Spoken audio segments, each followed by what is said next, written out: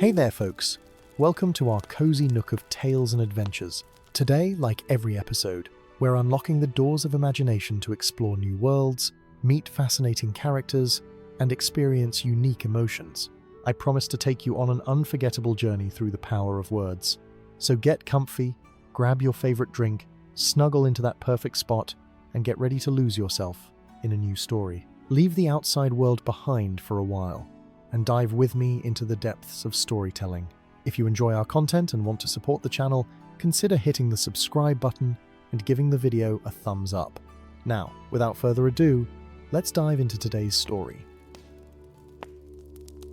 The ancient trees of the Spinewoods whispered secrets to those who knew how to listen. Tonight, their voices carried fear. Gandalf the Grey stood at the forest's edge, his weathered hand resting upon his gnarled staff, its crystal tip glimmering with a light that had guided him through countless perils. The forest before him stretched like a sea of shadow, its massive trunks twisted into unnatural shapes, branches reaching skyward like grasping fingers beseeching the heavens. Something was wrong. The magical barrier that had contained the Twilight Spectres for over a millennium was weakening. So it begins again, he murmured, his deep voice carried away by the wind that swept through his silver beard. The wizard's eyes, ancient as the stars themselves, narrowed as he gazed into the darkness. Subtle shifts in the magical currents had drawn him disturbances in the arcane weave that few besides him could perceive. The Spinewoods had not always been a place of dread. In ages past, when the elves still dwelled within its emerald embrace, these woods had been a sanctuary of beauty and light. Now, it stood as a prison for entities too terrible to roam free the Twilight Spectres, beings of pure malevolence that had nearly destroyed the realms of men and elves during the Age of Shadow. Gandalf pulled his grey cloak tighter against the unnatural chill that emanated from the forest depths. The barrier's weakening was no accident, nor was it simply the result of time's passage. Magic this ancient did not fail without cause. As the wizard ventured deeper into the woods, the trees grew more twisted, their bark blackened as though scorched by some forgotten fire. Thorny vines clutched at his robes, and the air grew thick with the scent of decay. Yet here and there, small blue flames remnants of elven magic danced upon ancient stone markers, lighting his path through the gloom. Mithrandir, a voice like rustling leaves, called out, and Gandalf turned to find three figures emerging from behind a massive oak. The elders of the Spinewoods, the last guardians who maintained vigil over this forgotten realm, approached with solemn faces. Eldest among them was Theladriel, her silver hair cascading like moonlight over robes woven with patterns that shifted with each movement. "We felt your presence at our borders," she said, her voice carrying the weight of centuries. "You sense it too?" Then the failing of the ancient ward. Gandalf nodded gravely. "The barrier thins with each passing night. I have felt its weakening for some time now, but I had hoped." His voice trailed off as his gaze shifted to the heart of the forest, where a faint crimson glow pulsed ominously. "Hope is a luxury we can no longer afford," spoke Eldarion, the youngest of the elders, though young was a relative term for one who had seen 5 centuries pass. "The spectral activity grows stronger. Last night, a scout reported seeing wraiths testing the boundaries near the Eastern Thorns." "How long?" Gandalf asked. 3 days, perhaps 4, before the first breaches occur," answered Theladriel. "Then the Twilight Spectres will be free to spread their corruption beyond our borders once more."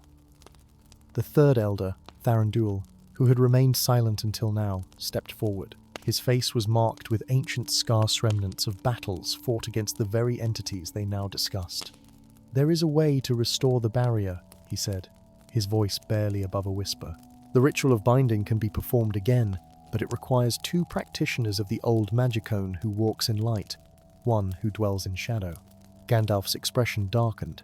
"Morkant," he said, the name tasting bitter on his tongue. Thranduil nodded solemnly. "He remains in exile beyond the Crystal Falls, in the cave dwelling we permitted him after his transgressions."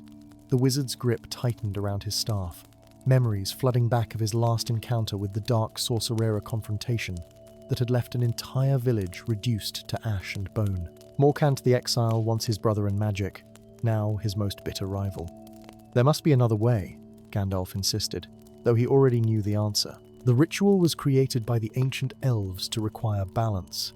Theladriel explained, her eyes reflecting the dancing blue flames that surrounded them. No single practitioner, no matter how powerful, can complete it alone. The ward was woven with both light and shadow, only together can they mend what is broken. As dawn broke over the Spinewoods, Gandalf stood alone at the edge of a crystalline waterfall that cascaded down a cliff face of black stone.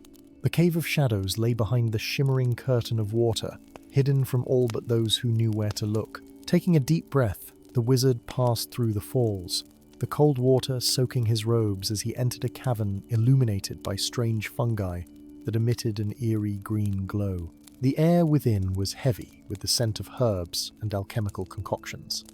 "I wondered when you would come," echoed a voice from the depths of the cave.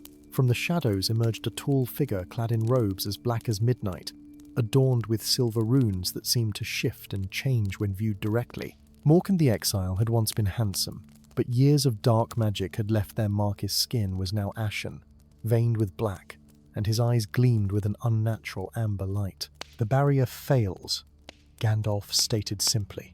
A mirthless smile curved Morkant's thin lips. "And now the great Gandalf seeks the aid of the one he condemned to this exile." How deliciously ironic. "This is not about us," Gandalf replied, maintaining his composure despite the anger that stirred within him. "If the spectres break free, thousands will perish." "And why should that concern me?"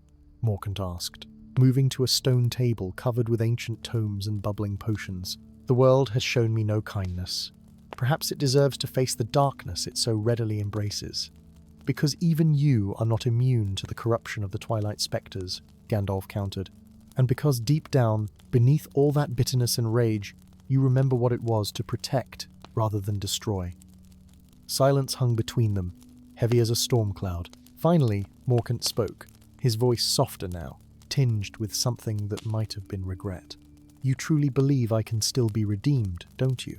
"I believe in the necessity of this moment," Gandalf replied diplomatically. "Will you help restore the barrier, or shall I tell the elders to begin evacuating what lands they can before the spectres break free?"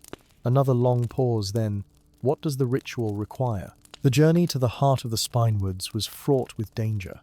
As the barrier continued to weaken, malevolent energies leaked into the forest. Trees that had merely seemed twisted now actively reached for them with gnarled branches. Shadows moved independently of their casters, and eerie whispers echoed from nowhere and everywhere. "The forest remembers you," Morkant observed as they passed through a grove where the trees parted before Gandalf, blue flames igniting spontaneously along their path. "I was its guardian for many years," Gandalf replied without elaboration. "Yet not its creator," Morkant added with a knowing glance. "How long have you hidden the truth, I wonder? Even from yourself?" Gandalf did not answer, but his silence spoke volumes.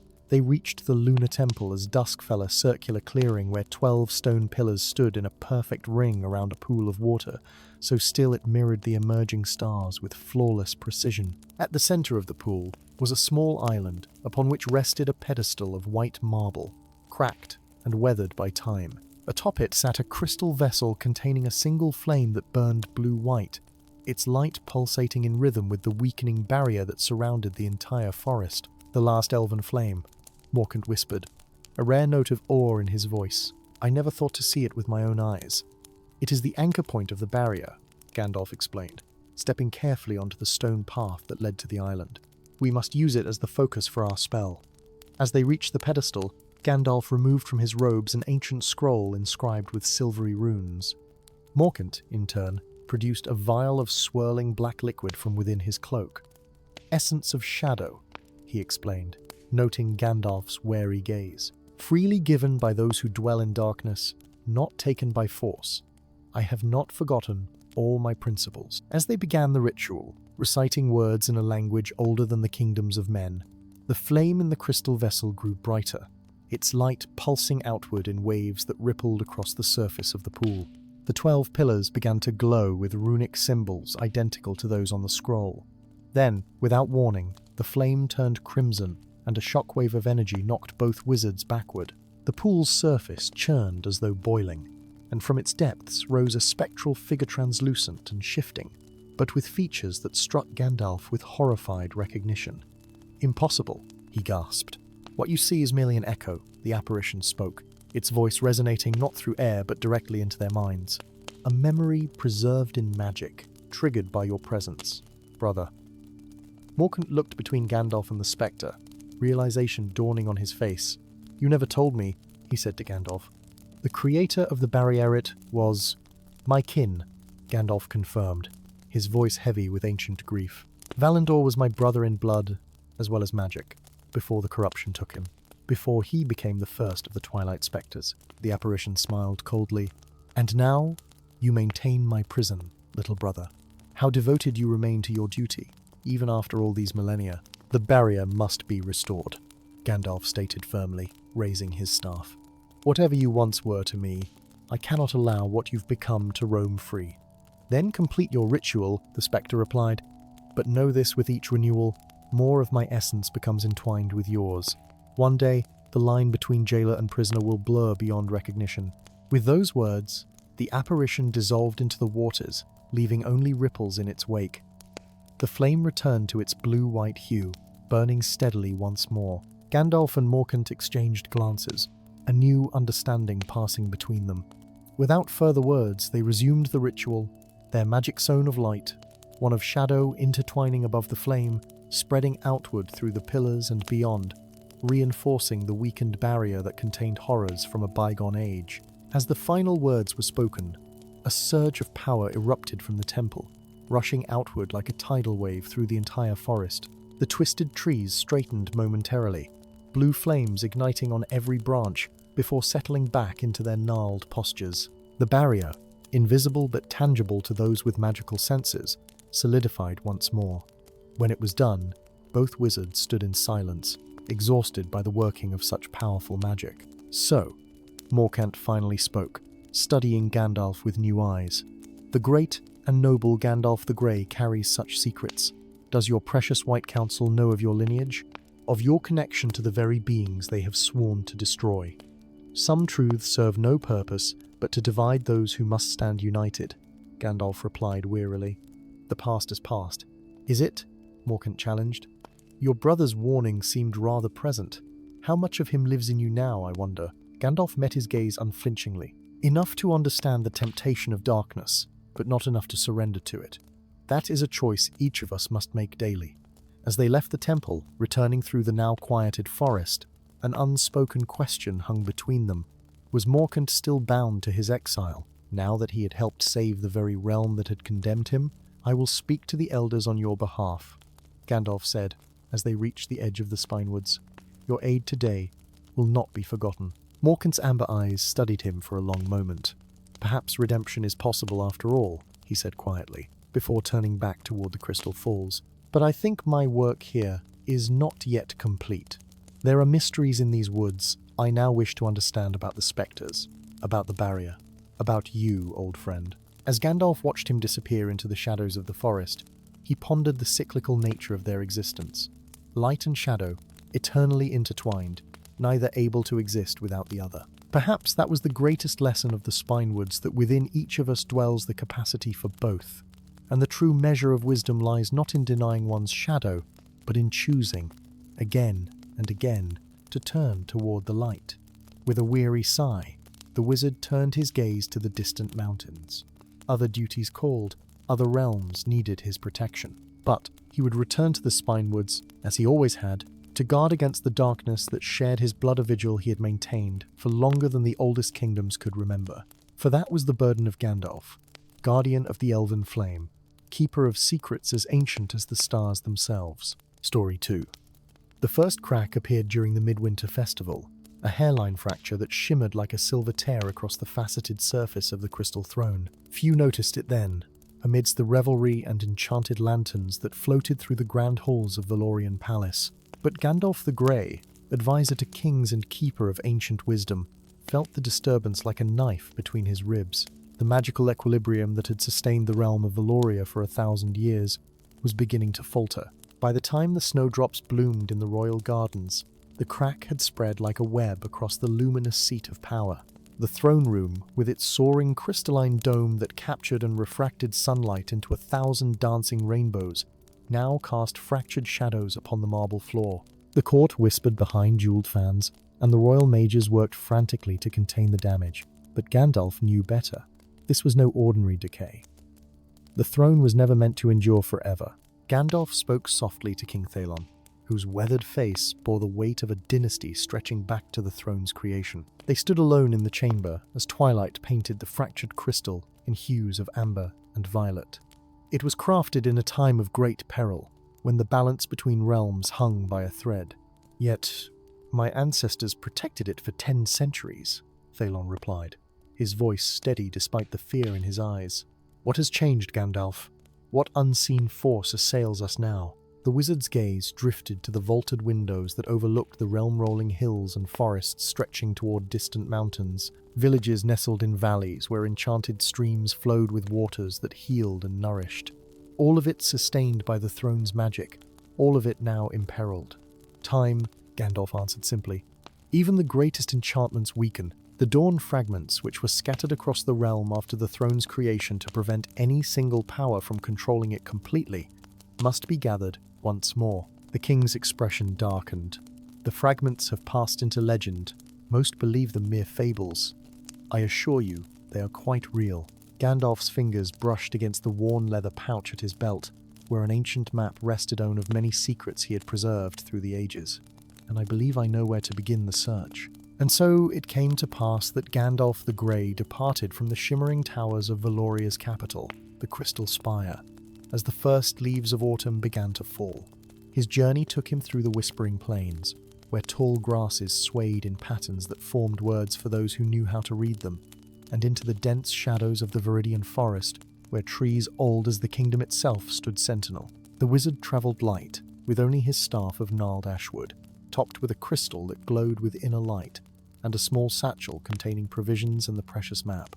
His grey cloak and hat made him inconspicuous to casual observers, though those with the gift of magical sight might have noticed how shadows seemed reluctant to touch him, or how woodland creatures fell silent in reverence as he passed.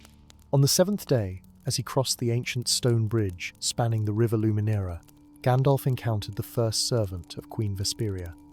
The Shadow Knight emerged from between the twisted statues that guarded the bridge's far ender figure, encased in armor black as midnight, with eyes that glowed like embers behind a visored helm. The fragments will never be yours, Grey Wanderer, the knight's voice echoed metallically. My queen has foreseen your quest and dispatched us to ensure its failure. Gandalf stood resolute, his staff planted firmly on the weathered stones. Your queen plays a dangerous game. The throne's collapse will not spare her realm from chaos. Chaos is merely opportunity for those bold enough to seize it, the knight replied, drawing a sword that seemed to drink in the daylight around it. Surrender the map, and perhaps your end will be swift.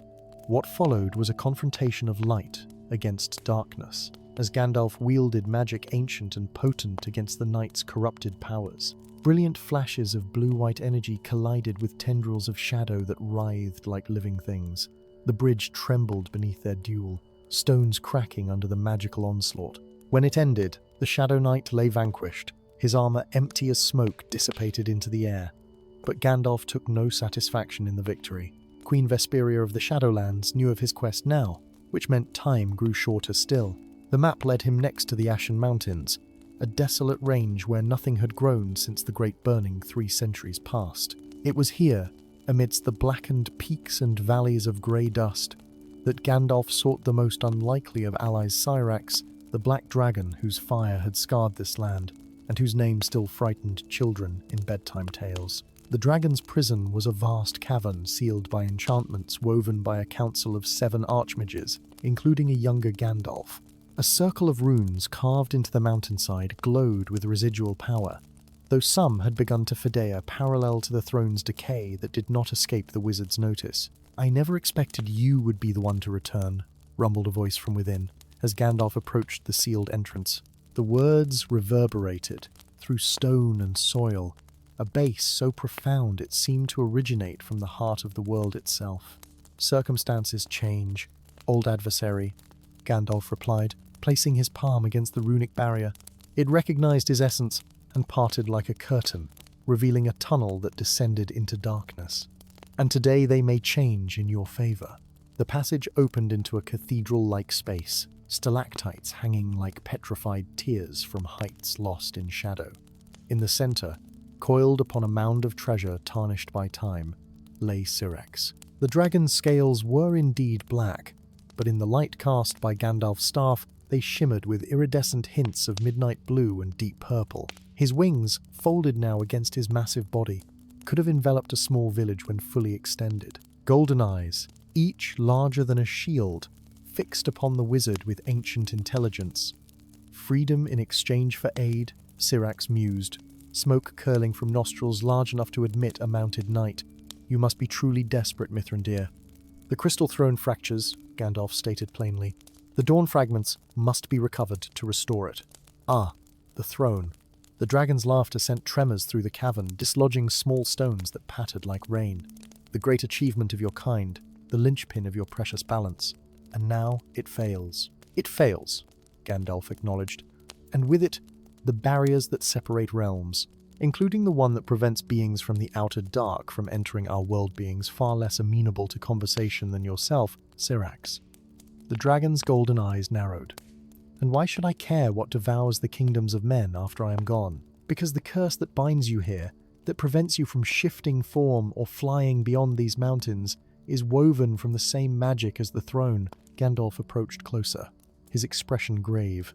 Its collapse will not free you, it will destroy you, atom by atom, unraveling the very enchantment that preserves your life beyond its natural span. Silence filled the cavern, broken only by the distant drip of water and the soft clink of scales as Syrax shifted his massive bulk. Finally, the dragon spoke again. What would you have of me, wizard? And so a pact was formed between ancient enemies. Syrax, though bound to the Ashen Mountains, possessed far-seeing eyes that could pierce illusion and distance. He guided Gandalf to the location of the first dawn fragmenta crystalline shard, the size of a man's palm, buried beneath the roots of the oldest tree in the Viridian forest. Retrieving it required Gandalf to commune with the forest's guardian spirit, a task that left him drained but triumphant. When he returned to Syrax's cavern, fragment in hand, the dragon examined it with covetous eyes. One of 5, Syrax observed. The second lies beneath the frozen falls, guarded by the ice nymphs who have forgotten their own purpose. The third is passed among the nomads of the eastern deserts, disguised as a common jewel. The fourth was swallowed by the Leviathan of the Western Sea. And the fifth? Gandalf prompted when the dragon fell silent. Syrax's gaze turned inward. The fifth was entrusted to my keeping long ago. The archmages never knew. I concealed it within my very heart, where no thief could reach. Before Gandalf could react to this revelation, the cavern trembled violently. Dust and rocks showered down as a thunderous boom echoed through the mountain. The rune-sealed entrance shattered inward, and through the breach poured shadow knights, not one, but a dozen, led by a figure robed in crimson. Queen Vesperia sends her regards, announced the crimson figure, voice silken with malice. And thanks you for leading us to both the fragment and the dragon. What followed was chaos and desperate battle. Gandalf stood before Syrax, staff blazing with white fire as he countered spells and deflected shadow blades. The dragon, unable to unleash his full power within the confines of his prison, still managed to incinerate 3 knights with a carefully controlled jet of flame. But they were outnumbered, and Gandalf felt his strength ebbing as a shadow bolt grazed his shoulder, sending numbing cold through his arm. A knight's blade sliced his side, drawing blood that spattered upon the cavern floor, and then something unexpected happened. Where Gandalf's blood touched the ground, the stone glowed with sudden, brilliant light. The same luminescence spread to the runes that bound Syrax, causing them to pulse and shimmer. Istari blood, Syrax breathed in wonder. Of course, the final key. Understanding dawned on Gandalf even as he parried another attack. The curse binding Syrax, the magic of the throne, the power of the fragment soul were connected. All could be renewed by the willing sacrifice of one who carried the ancient bloodline. What must I do? Gandalf called to the dragon, ducking beneath a Shadow Knight's swing. Choose, wizard, Syrax replied, golden eyes reflecting the battle around them. Your immortality, or your realm. In that moment, surrounded by enemies, bleeding and weary, Gandalf the Grey made his decision. Centuries of wisdom, countless lives saved, knowledge gathered across millennia all weighed against the kingdom he had sworn to protect. He struck his staff against the ground with a word of power that sent the Shadow Knights reeling backward. Then, before they could recover, he pressed his bleeding palm against the central rune binding Syrax and spoke 7 words in a language older than the kingdom itself. Light erupted from the wizard's hand, coursing through the runic circle, then spreading outward to envelop both Gandalf and the dragon in a cocoon of pure, blinding radiance. The Shadow Knights shrieked as the light touched them, their forms dissolving like mist beneath the summer sun. When the radiance finally faded, Gandalf knelt, diminished but not destroyed. His once silver hair had turned completely white, and new lines etched his face. He felt the change within his connection to the undying lands reduced to the thinnest of threads. His power lessened, though still considerable. Before him stood not a massive dragon, but a tall figure with obsidian skin and eyes of molten gold. Syrax, in his humanoid form, cut an imposing figure, his black robes shimmering with the same iridescence as his scales had. "You surprise me, Mithrandir," the dragon man said, examining his transformed body with evident pleasure. "I did not think you would pay such a price. Some things transcend personal cost," Gandalf replied, slowly rising to his feet. "Now we must recover the remaining fragments before Queen Vesperia's forces regroup." Syrax nodded, then reached within his robes to produce a crystal that pulsed with inner fire the 5th Dawn fragment, which he had carried within his draconic heart for centuries. "Then let us begin. I have a debt to repay." Together, the wizard and the dragon emerged from the mountain into sunlight that seemed brighter somehow, as if the world itself acknowledged the sacrifice made and the alliance forged. The crystal throne might yet be saved, and with it, the realm of Valoriatho at a price few could have anticipated, and fewer still would ever fully understand. For Gandalf the White, as he would now be known, it was but another step in an endless journey of guardianship, another chapter in a tale that stretched beyond the memory of most mortal beings, and for once, he did not walk the path alone. Story 3. The last rays of sunset gilded the crystalline spires of Elysium, casting long shadows across the ancient cobblestone streets of the First Kingdom. Within the Grand Library, nestled in the heart of the royal district, silence reigned supreme, reverent hush, broken only by the occasional rustle of parchment and the soft footfalls of scholars moving between towering shelves of knowledge collected over millennia. Gandalf the Grey moved with purpose through the forbidden archives, his weathered fingers trailing along leather-bound tomes whose titles were written in languages long forgotten by most. The wizard's eyes, bright beneath bushy eyebrows, scanned the dusty shelves until they settled upon a small lockbox of tarnished silver, tucked between volumes of celestial cartography. "At last," he murmured, his voice barely disturbing the hallowed quiet. The box bore no keyhole, only an intricate pattern of interlocking circles that seemed to shift subtly when viewed from different angles. Gandalf placed his staff against a nearby shelf and withdrew from his robes a small crystal phial containing a luminescent blue liquid. With methodical precision, he traced the pattern with 3 drops of the potion. The circles began to rotate of their own accord, clicking softly as they aligned. The lid of the box lifted with a sigh of ancient air. Inside, nestled on faded velvet, lay a disc of burnished gold no larger than a sovereign, the royal seal of the 7 kingdoms, an artifact believed lost since the sundering of the realms 5 centuries prior. "So the rumors were true," Gandalf whispered, leaning closer to examine the seal without touching it. The artifact bore the emblem of an ancient tree, whose 7 branches each held a different celestial symbolone for each of the 7 kingdoms that had once been united under a single crown. Outside the library, bells began to toll with sudden urgency, their discordant melody signaling alarm throughout the city. Gandalf straightened, a frown creasing his weathered face. The tolling was not the measured call to evening prayer, but the frantic rhythm that heralded dire news. His momentary distraction proved costly. As he reached for his staff, his sleeve brushed against the seal. A flash of golden light erupted from the disc, momentarily blinding the wizard. When his vision cleared, Gandalf saw with horror that the emblem from the seal now glowed upon the crystal headpiece of his staff, pulsing with inner light that would be unmistakable to any who knew the legends. The doors to the archives burst open, and the head archivist rushed in, his face ashen. "Master Gandalf, you must flee. The oracle tree has spoken it, prophesied the fall of all 7 kingdoms by one who bears the royal seal." Queen Elysia has ordered the immediate arrest of anyone bearing the mark." Gandalf's gaze shifted between his illuminated staff and the archivist's terrified expression. What else did the oracle reveal? Nothing more. It spoke its prophecy, and then its last leaf fell. "The tree is dead, Master Gandalf. After 3,000 years, it is gone." The archivist wrung his hands. "Already the Queen's Crimson Guard searches the city. They will come here soon." The royal librarian was summoned to court.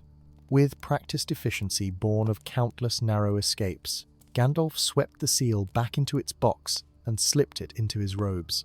"Is there still passage through the southern tunnels?" "Yes, but hurry, and may the 7 stars guide you."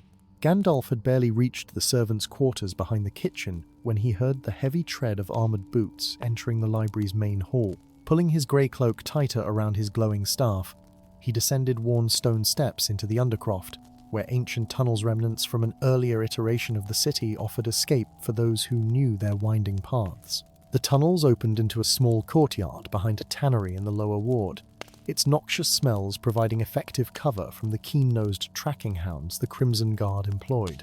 Keeping to shadows and alleys, Gandalf made his way toward the city's southern gate.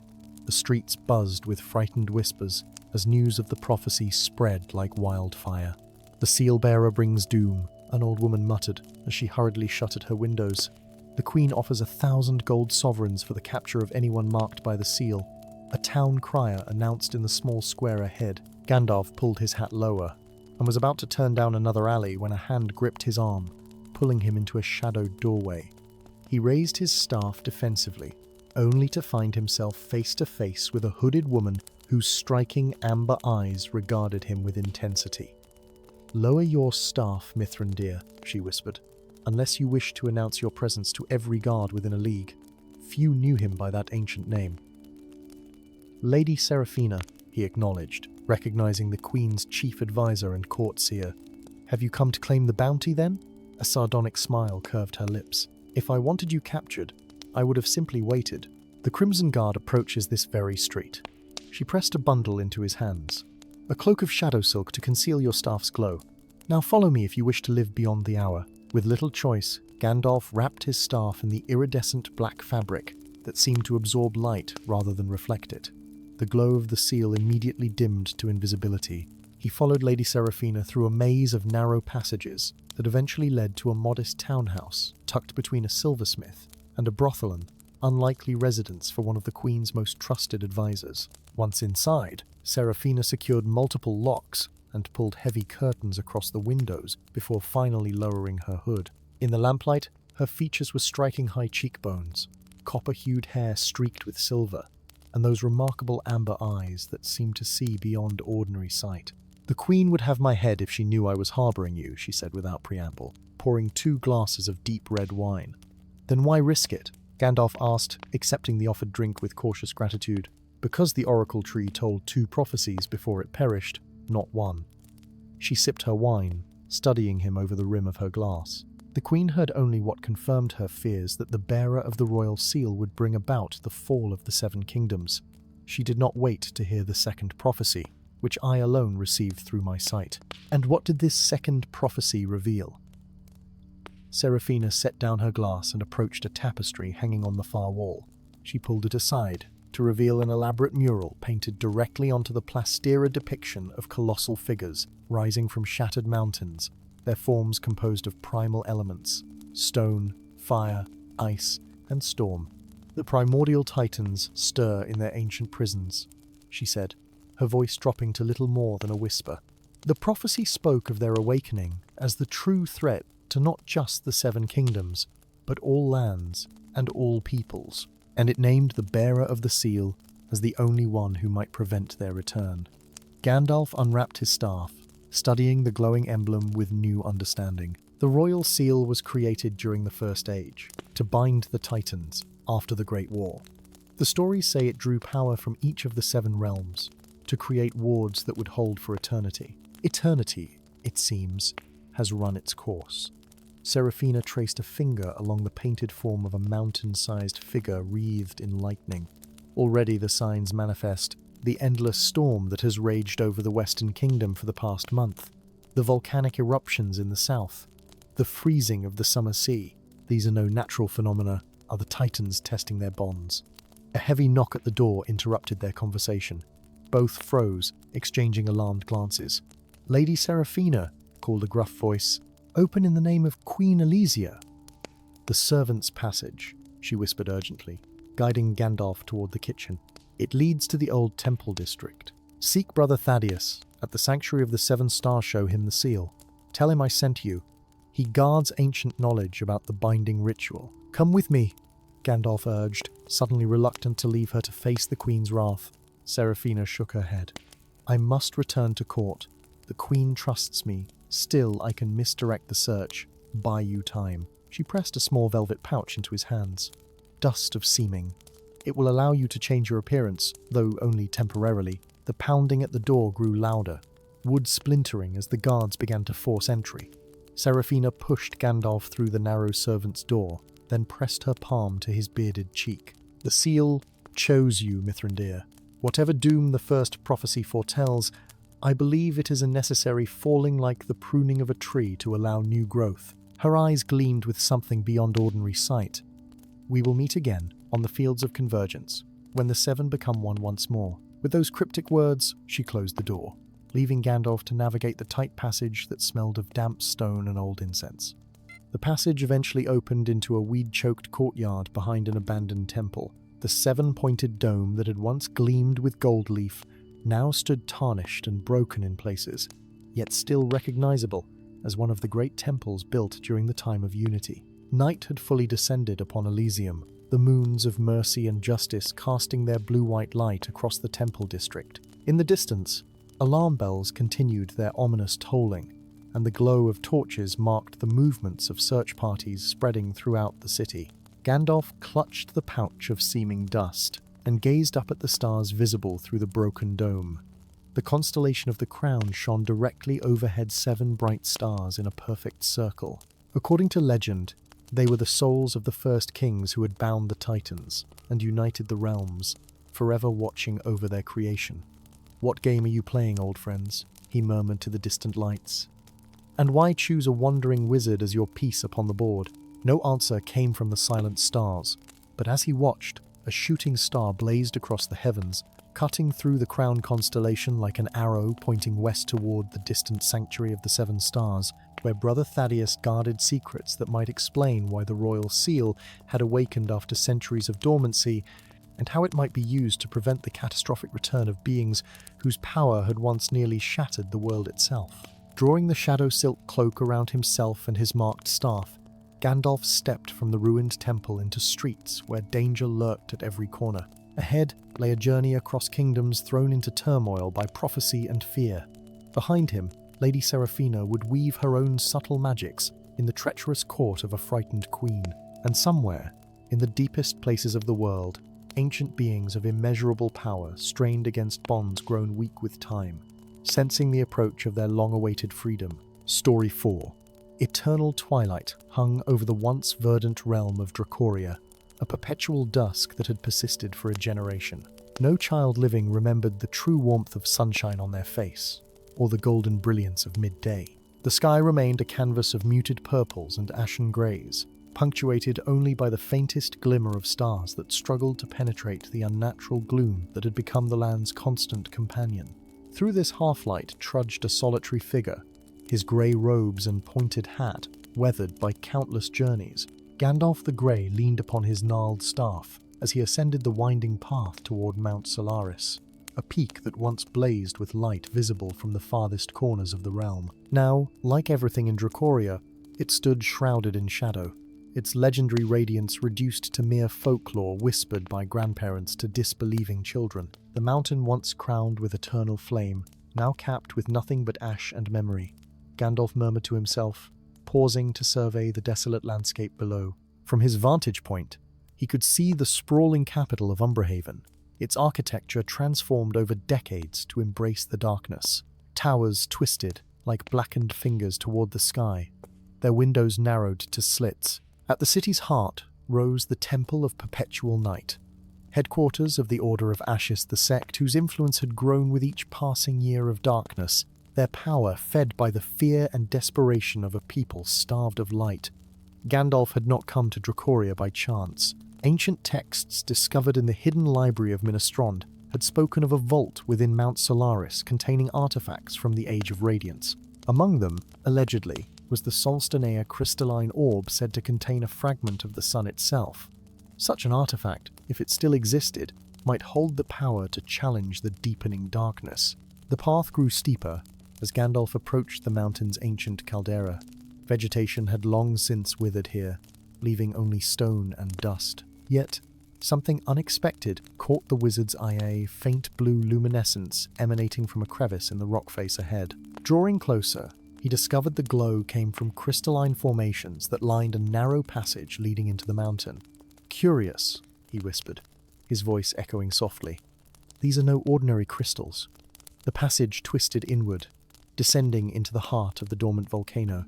The blue crystals grew more numerous, their light strengthening as Gandalf ventured deeper. After nearly an hour of careful navigation through increasingly tight spaces, the passage suddenly opened into a vast chamber that drew an involuntary gasp from the wizard's lips.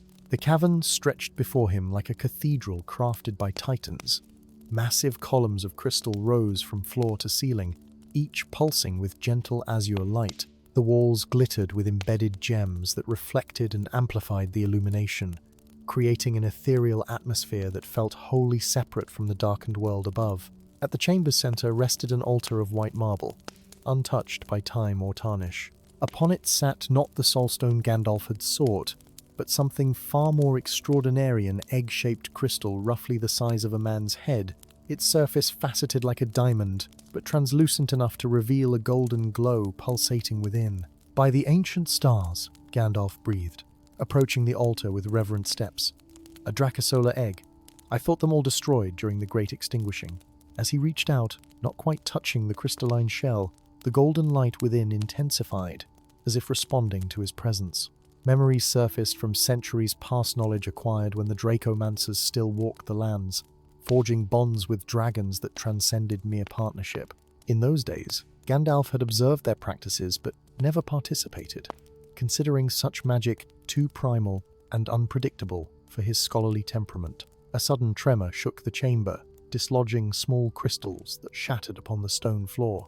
The tremors had been increasing throughout Dracoria in recent months, according to the Order's proclamations of the final night, when darkness would achieve permanent dominion. Gandalf knew better. His research had revealed the truth behind the endless Dusker ritual begun a generation ago by the Order's founder, now continued by his successor, the Shadow King. Each tremor signaled another stage in their grand working, a spell designed to extinguish the very concept of light from the world. The final ritual was approaching completion, timed to coincide with the imminent celestial conjunction known as the Night of Seven Shadows. With careful hands, Gandalf wrapped the crystal egg in enchanted cloth and secured it within his robes. Whatever consequence might come from removing the egg from its resting place seemed insignificant compared to leaving it for the Order to discover and destroy. He had barely reached the passage leading out when another, more violent tremor rocked the mountain. This time, the shaking continued, accompanied by an ominous rumbling that grew louder by the second. The passage began to collapse behind him as Gandalf hurried toward the exit, ducking beneath falling debris and leaping over widening fissures in the floor. Delator, what passed for it in Dracoria, appeared ahead just as a massive section of ceiling gave way. Gandalf lunged through the opening, rolling across sharp stone as the entire passageway collapsed with a thunderous roar, sealing the crystalline chamber forever. Catching his breath on the mountainside, Gandalf felt an unusual warmth against his chest.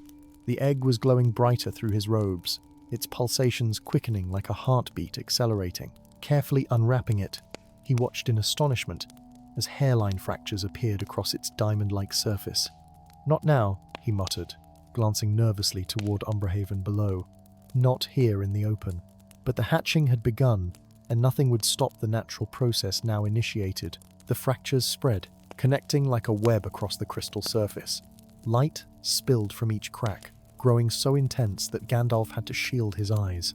With a musical chime that resonated through the mountain air, the crystal shattered not into dangerous shards, but dissolving into motes of light that swirled upward before dissipating.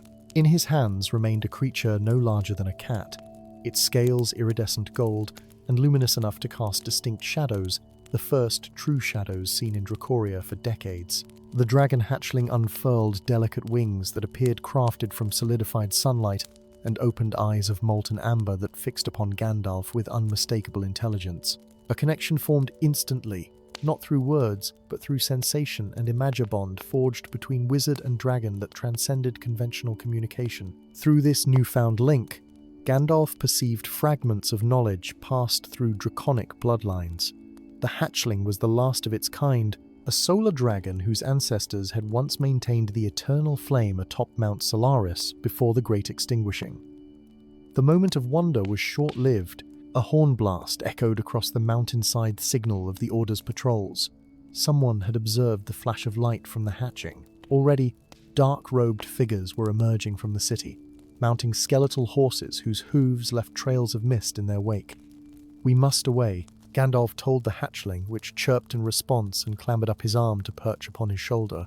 Their descent from the mountain took them through ravines and hidden paths that Gandalf sensed rather than saw, guided by ancient knowledge that stirred in his mind the magic of the Dracomancers, awakening after centuries of dormancy. The hatchling, whom he had instinctively named Aureus, emitted enough light to illuminate their immediate surroundings, though Gandalf soon fashioned a hood from his scarf to dim the glow and avoid detection. By nightfall, though, in Dracoria, the transition from day to night manifested merely as a deepening of existing shadows. They had reached the Whispering Woods, a forest of silver-barked trees whose leaves rustled with secrets.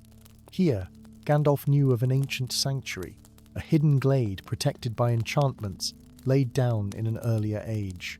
The sanctuary appeared as a simple clearing to untrained eyes, but as Gandalf and Aureus crossed its threshold, the air shimmered around them. Weathered stone pillars arranged in a circle revealed themselves, each carved with symbols representing the ancient elemental forces. At the circle's center stood a pedestal holding a basin of clear water that reflected stars invisible through Dracoria's perpetual haze. "We are safe for now," Gandalf told Aureus, who had grown noticeably just in the hours since hatching. The dragon chirruped and took tentative flight, circling the clearing before landing beside the basin, where it peered curiously at its reflection. Gandalf settled upon a stone bench, his mind racing through possibilities and dangers. The Order would not rest until they found the source of the light glimpsed on the mountainside. Their agents would scour the realm, recognizing the existential threat that a solar dragon posed to their dominion of darkness. More troubling were the fragmented visions now filtering through his bond with Aureus' impressions of the final night ritual, glimpsed through ancestral memory. The Shadow King stood at the heart of the Temple of Perpetual Night, channeling dark energies through the inverted prism known as the Umbral Heart. Around him, 7 black candles represented the 7 phases of light's extinction. 6 flames had already been extinguished. Only 1 remained, scheduled to be snuffed out during the imminent Night of 7 Shadows. "We have 3 days," Gandalf murmured, watching Aureus splash playfully in the basin. 3 days until the ritual's completion, when darkness becomes irreversible. To challenge the Order directly would be suicide. Gandalf's powers, considerable though they were, could not match the combined might of the Shadow Wielders in their seat of power. Yet doing nothing was unthinkably not merely for Dracoria's sake, but for all realms. Should darkness achieve complete dominion here, its influence would gradually spread beyond borders, a creeping corruption that would eventually engulf even the most light-filled kingdoms. The answer, Gandalf realized, lay in ancient knowledge he had long neglected. The Dracomancer arts the mystical practices that had once allowed mortals to channel and amplify draconic powers. If he could reawaken those skills, combine them with his own considerable magical abilities, and properly bond with Aureus, they might stand a chance against the Shadow King. As moonlight filtered through the enchanted canopy above, casting dappled silver patterns across the sanctuary floor, Gandalf began to recall incantations and gestures from centuries past. Aureus watched with rapt attention, instinctively understanding the significance of the moment. Together, Gandalf told the hatchling as golden scales gleamed in the moonlight, "We shall rekindle what was lost. The flame of Solaris will burn again, and light shall return to this land of perpetual dusk." Aureus spread his wings and emitted a high, pure note that resonated with the stone pillars surrounding them. For a brief, magnificent moment, the entire sanctuary blazed with golden light, a beacon of hope in a darkened realmland, a challenge to those who would make that darkness eternal. In the Temple of Perpetual Night, the Shadow King paused in his preparations, sensing a disturbance in the carefully cultivated gloom. A flicker of concern crossed his pallid features as he gazed toward the distant whispering woods, where something impossible had occurred, a moment of true daylight, brief but undeniable. "Find the source," he commanded his assembled acolytes. "Find it and extinguish it before the night of 7 shadows. Nothing must interfere with the final candle's extinction." As the Order mobilized its forces, Gandalf and Aureus began their own preparations. Two beings from different worlds united by a common purpose to ensure that darkness, no matter how encompassing it might seem, would never have the final word in Dracoria or any realm under the eternal sky. Story 5. The night the 3 moons aligned, the world held its breath. Sapphire, Crimson, and Amber Celestial sisters who had not formed a perfect triad in over a millennium cast their combined glow over the realm of Elementia. In that hallowed light, mountains glowed like polished jewels, forests shimmered with spectral luminescence, and the waters of Lake Crystallis mirrored the heavens with such perfect clarity that one could not tell where sky ended and water began. On the Isle of Convergence at the lake's center, the ancient seal of Element's circular stone tablet, inscribed with runes that had maintained harmony between the elemental forces since the great cataclysm began to vibrate. Hairline fractures raced across its weathered surface, glowing with internal light that shifted between 4 distinct colors: the deep blue of water, the vibrant red of fire, the rich brown of earth, and the translucent white of air. Miles away, in the humble village of Brookhaven, Gandalf the Grey awakened with a gasp. His gnarled staff, leaning against the wall of the modest inn-room, pulsed with alarming intensity. Each flash corresponded with a wave of pain that coursed through his aged body. The wizard's weathered hands trembled as he clutched his chest, feeling the ancient magic woven into his very being, responding to a disturbance he had hoped never to witness. "So it begins again," he whispered, blue eyes reflecting the staff's pulsations. After all these centuries, dawn found Gandalf atop Raven's Hill, overlooking the patchwork of farms and cottages that comprised Brookhaven. His staff was planted firmly in the soft earth as he closed his eyes, extending his magical senses across the realm. What he perceived confirmed his darkest fears. The elemental balance had shattered. Already reports would be spreading throughout the kingdom of strange phenomena: spontaneous wildfires, flash floods, localized earthquakes, and tornadoes materializing from clear skies. The elemental lords, primordial beings of immense power who had once ruled the world with capricious cruelty, were testing their bonds, pushing against the weakened constraints that had held them for 1,000 years. "The seal has failed," then came a voice from behind him. Gandalf turned to find a slender figure in a faded blue cloak approaching. Silverleaf, elder of the Brookhaven Council, had known Gandalf for decades, though she had no inkling of the true extent of his age or power. Not failed entirely, Gandalf corrected, but fractured beyond simple repair. The binding spells weakened over centuries, as I warned the Conclave they would. "What happens now?" Silverleaf asked, her weathered face pinched with concern. Before Gandalf could respond, a commotion erupted in the village below. Shouts of alarm rose from the marketplace, followed by screams of wonder and fear. The 2 figures on the hill watched as a fountain at the village center dry for as long as anyone remembered suddenly erupted, with a massive column of water that twisted into impossible shapes before freezing solid. Simultaneously, the earth near the village forge split open, disgorging flames that formed a dancing figure before dissipating into smoke. Near the granary, stones and soil rose to create briefly animated forms that lumbered several steps before collapsing, while above the village square, the air condensed into visible currents that spun and twirled like playful spirits. "The elementals announced their freedom," Gandalf murmured. "These are but harbingers, minor spirits that serve the lords." "Can anything be done?" Silverleaf's voice trembled. "Perhaps." Gandalf's gaze fixed upon a slender figure standing amidst the chaos, a young woman with copper hair, who stood perfectly still as villagers fled around her. Unlike the others, she showed no fear. Instead, her outstretched hands seemed to be directing the elemental manifestations, though whether she controlled them or merely responded to them remained unclear. "Who is that girl?" he asked sharply. "Amara? She's an orphan who works at the herbalist's shop. A quiet thing, keeps to herself.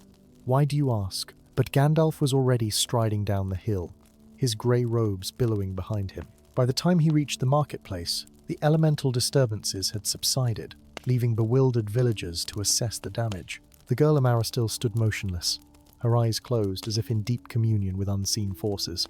"Child," Gandalf called softly, approaching her with measured steps. "What did you feel just now?" Her eyes opened slowly, revealing irises of an impossible hue, a swirling mixture of blue, red, brown, and white that shifted and changed like the elemental manifestations themselves. "They're awake," she whispered. "All of them. They speak to me, but their voices clash and war against each other. It hurts." As if to emphasize her words, she winced and pressed her palms to her temples. Gandalf moved swiftly, placing a hand on her shoulder. At his touch, a surge of energy passed between thema recognition of kindred magic that caused his staff to pulse once more. "Harmony," he breathed, the ancient name slipping from his lips unbidden. Amara's eyes widened. "What did you call me? Not you, precisely, but what you carry within." Gandalf glanced around at the curious onlookers gathering near them. "Come, this is not a discussion for public ears." In the privacy of Amara's small room above the herbalist's shop, Gandalf explained what few mortals had ever known. The elemental lords Aquarian of the endless depths, Pyromax the eternal flame, Teravast the mountain heart, and Eris the tempest had once ruled separate domains within the world. Their constant wars had nearly destroyed the realm, until they were bound by a conclave of ancient mages. The binding required a focal point, Gandalf explained, pacing the small confines of the room. A vessel for the fifth element ether, the binding force that unites all others. That vessel was known as Harmony. Amara sat on her narrow bed, clutching a cup of tea that had long gone cold. "You're saying I'm this vessel?" "Not precisely. The original Harmony was a being created specifically for the purpose, neither human nor elemental. When the binding was complete and the seal created, Harmony's essence was dispersed, meant to be reborn only if the seal ever failed." Gandalf's eyes studied her with newfound intensity. "The signs are unmistakable. The elemental affinity, the eyes that mirror all four elements, your ability to sense their awakening." "But I'm just an orphan," Amara protested. "The cook fire that never burns your porridge, no matter how distracted you become. The way the wind seems to calm when you're distressed." Amara fell silent. Memories of inexplicable occurrences throughout her life suddenly recontextualized. "What must I do?" she finally asked. "We must journey to the 4 elemental temples," Gandalf replied. "At each one, you must commune with the essence of that element, mastering its power before the elemental lords fully manifest in our realm. Only with all 4 elements in harmony can the seal be restored. And if I fail," Gandalf's expression grew grave, "the elemental lords will resume their ancient conflicts, using our world as their battlefield. Few mortals would survive the cataclysm that would follow." By midday they had left Brookhaven behind. Gandalf led the way along an overgrown path that wound through the Whisperwind forest, its ancient trees creaking with voices that seemed just on the edge of comprehension. Amara followed, now wearing a travel cloak provided by the herbalist, who had accepted Gandalf's vague explanation of magical apprenticeship with surprising equanimity. "The closest temple is the Sanctum of Tides," Gandalf explained as they walked. "Hidden beneath Lake Crystallis, accessible only to those with affinity for water, or those guided by one who knows the way." "You've been there before?" Amara asked, stepping carefully over a gnarled root. Gandalf hesitated. "Yes, though not for many centuries." "How old are you exactly?" she pressed, emboldened by the strangeness of her new reality. A sad smile crossed the wizard's face. "Older than I appear, younger than I sometimes feel." His eyes grew distant. "I was present when the seal was created, though my role has been largely forgotten by history." Before Amara could question him further, the forest around them changed. The trees, previously dense and vibrant with summer foliage, became withered and parched. The ground beneath their feet cracked with dryness, and the very air seemed to leach moisture from their skin. "This isn't natural," Amara murmured, instinctively reaching out with her newfound awareness. What she sensed made her gasp. The water it's being drawn away, forcibly. Gandalf nodded grimly. Aquarian tests his powers. He pulls water from the land to strengthen himself. The wizard closed his eyes briefly. We must hurry. Lake Crystallis lies 2 days' journey ahead, but I fear we may find it much changed when we arrive. They pressed on through the desiccated forest until dusk forced them to make camp in a small clearing. As Gandalf kindled a fire with a word and gesture, Amara watched the flames dance and shift, responding to her gaze in ways that both thrilled and frightened her. The elements recognize you, Gandalf observed. They reach for you, drawn to the harmony within. It feels strange, she admitted, like 4 different voices, all whispering to me at once, each wanting my exclusive attention. That sensation will intensify as we approach each temple, he warned. At the Sanctum of Tides, the voice of water will grow nearly overwhelming. You must learn to hear it clearly without being deafened to the others. As the fire crackled between them, Amara studied her mysterious companion. There was something different about him now, away from the Valigian ancient power that seemed to radiate from within, as if his humble grey robes concealed something far greater. You said you were present when the seal was created, she ventured. What exactly was your role? Gandalf's eyes reflected the dancing flames. I was one of the conclave that performed the binding, he said carefully. Each member channeled one of the elemental forces. Which one did you channel? The question hung in the air between them. Finally, Gandalf sighed and extended his hand toward the fire. The flames lifted from the wood, hovering in the air between them. With his other hand, he gestured toward a water skin, from which a ribbon of liquid emerged to spiral around the flame without extinguishing it. A gesture toward the earth raised small stones that orbited the other elements, and a final movement of his fingers stirred the air into visible currents that bound the whole arrangement together. None of them, he answered softly. And all of them. The elemental display coalesced into a glowing sphere that pulsed with the same swirling colors Amara had seen in her own eyes. You were ether, she whispered in realization. The 5th element. Gandalf closed his hand, and the display dissipated, each element returning to its place. I was not harmony. That being was unique and perfect in its balance, but I am something similar. A keeper of the balance, a wielder of the binding force. Then why do you need me? Amara asked. Why can't you restore the seal yourself? Because the original binding required 5 channelers for the 4 elements, plus harmony as the focal point. I alone cannot channel all 4 elements simultaneously with sufficient strength. His expression grew solemn. Moreover, the seal was designed to be renewed only by harmony reborn. It will not accept any substitute, even one such as myself. Amara fell silent, the weight of her unexpected destiny settling upon her shoulders. Finally, she asked the question that had been forming since their conversation began. After we visit all 4 temples and I master the elements, what then? How is the seal actually restored? Gandalf's gaze dropped to the fire.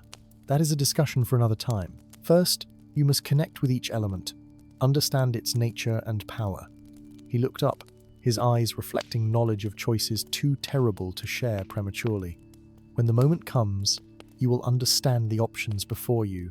That night, as Amara slept fitfully beneath the stars, Gandalf stood watch, his ancient eyes fixed on the triple moons still hanging in perfect alignment. Their combined light cast long shadows across the withered forest, shadows that seemed to move with purpose and malevolence. She's not ready, he whispered to the uncaring heavens. None of us were, the first time. From his staff emanated a subtle glow. Neither fire nor lightning, but something more fundamental, the primordial light of creation itself, the essence of ether that had allowed him to survive the centuries since the original binding. The same power that would soon present Amara with an impossible choice: to restore the balance by sacrificing the distinct nature of the elements, merging them into a diminished but harmonious whole, or to allow the world to remain divided, with each element sovereign in its domain but forever at war with the others. It was a choice with no truly victorious outcome, a decision that had haunted Gandalf through long centuries. Now he could only guide and prepare, knowing that the burden of the final choice must fall to Harmony Reborn, to this innocent orphan who had never asked for such terrible responsibility. The journey to the first Temple and the beginning of Amara's true awakening would commence with the dawn.